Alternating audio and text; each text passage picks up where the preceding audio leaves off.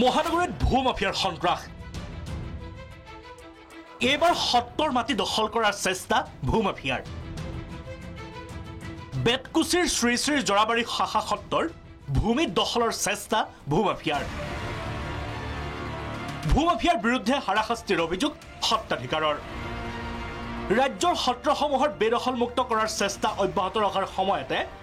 খুদ গুৱাহাটী মহানগৰীতে এইবাৰ সত্তৰ মাটি দখলৰ চেষ্টা অভিযোগ ভূ মাফিয়াৰ বিৰুদ্ধে মহানগৰীৰ বেতকুছিস্থিত শ্ৰী শ্ৰী জৰাবাৰী শাখা সত্ৰৰ ভূমি দখলৰ চেষ্টা চলাইছে ভূ মাফিয়াই শাখা সত্ৰখনৰ ভূমি দখলৰ চেষ্টা ৰত্ন ডেকা আৰু ৰাজাৰাম মালাকৰ বিৰুদ্ধে অভিযোগ কোনে বলপূৰ্বভাৱে আপোনালোকে গেটখন পুতিব আহিছিলে সেই তেমলা ৰাজা মালাকাহঁত এইটোৱে মাটি দালালি কৰে এই ৰত্ন ডেকা ই মাটি দালালি কৰে সেই দালালিৰ কাৰণে আজি এনেকুৱা অৱস্থা হ'ল 2012 চনতে পূৰ্বৰ সত্ৰখনৰ প্ৰয়াত পুনাৰাম সত্ৰাধিকাৰৰ দিনতে সত্ৰত মাটি পেলাবলৈ দিছিল ৰত্ন ডেকাই ৰাজাৰাম মালাকাৰৰ লগ হৈ মাটি পেলাইছিল সত্ৰৰ চৌহদত 2012 চনতে প্ৰায় 40 লাখ টকাৰ মাটি সত্ৰৰ চৌহদত পেলোৱাৰ দাবী ৰত্ন ডেকা আৰু ৰাজাৰাম মালাকাৰৰ 2015 চনত পুনাৰাম সত্ৰাধিকাৰৰ মৃত্যুৰ সুবিধা গ্ৰহণ কৰি তেতিয়াৰ পৰাই সত্ৰখনৰ মাটি দখলৰ চেষ্টা অব্যাহত ৰাখিছে ভূ মাফিয়া ৰত্ন ডেকা আৰু ৰাজাৰাম মালাকাৰে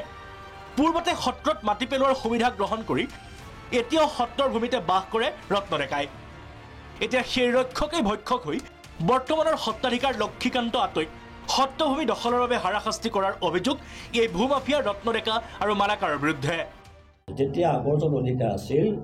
তেতিয়া এই ৰত্ন ডেকা বুলি তেওঁৰ সৈতে এই ৰাজা মালাকাৰ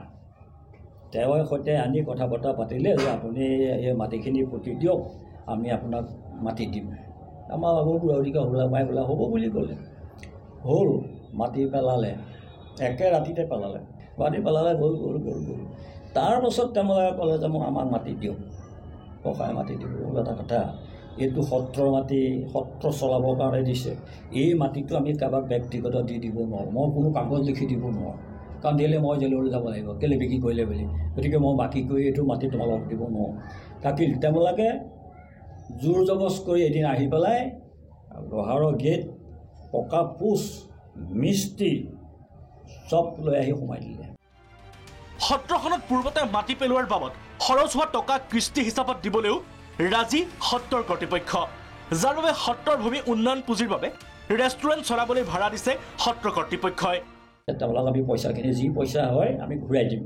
কিন্তু মাটি দিব নোৱাৰোঁ তেতিয়া তেওঁলোকক উলিয়াই খেদি দিলে তেওঁলোকক পইচা দিব লাগিব বকুৱা দিম মোৰতো পইচা নাই তেতিয়া এই এওঁক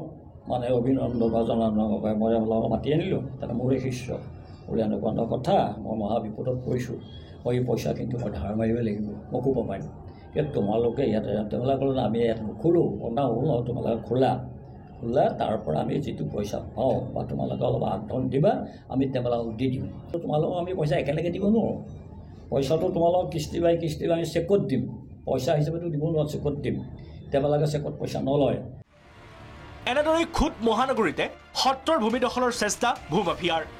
ৰাজ্যৰ অন্যান্য প্ৰান্তৰ সত্ৰৰ ভূমি বেদখল মুক্ত কৰা চেষ্টাৰ বিপৰীতে গুৱাহাটী মহানগৰীতে সত্ৰৰ ভূমি দখলৰ চেষ্টা কৰা ভূ মাফিয়াৰ বিৰুদ্ধে কি ব্যৱস্থা ল'ব ৰাজ্য চৰকাৰে তালৈ দৃষ্টি থাকিব সচেতন মহলৰ বশিষ্ঠৰ পৰা কেমেৰাত নিপনৰ সহযোগত ইফতিকাৰ চৌধুৰীৰ ৰিপৰ্ট প্ৰাগ নিউজ।